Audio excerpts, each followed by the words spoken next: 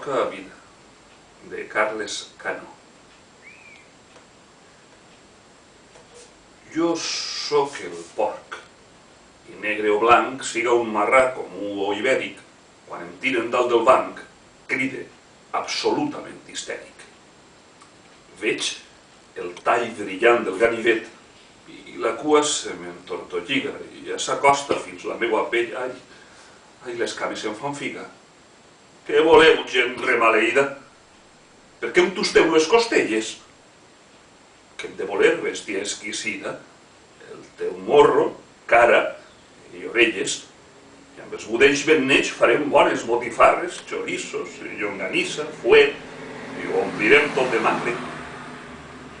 I no us tindria igual, gentola, ficar ceba, all i safanòria, omplir una bona cassola i oblidar-nos de la història?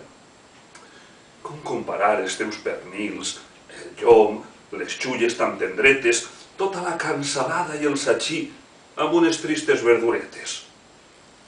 Mireu que us pegaré mal, que sóc fatal pel colesterol, que la tensió anirà cap a dalt i pot ser tindreu un atac al cor.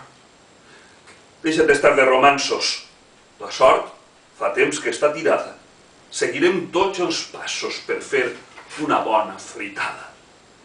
I allà seguiren el pobre porc i els sords i tossuts carnissers discutint de la vida i la mort. Però sembla que no serví de res.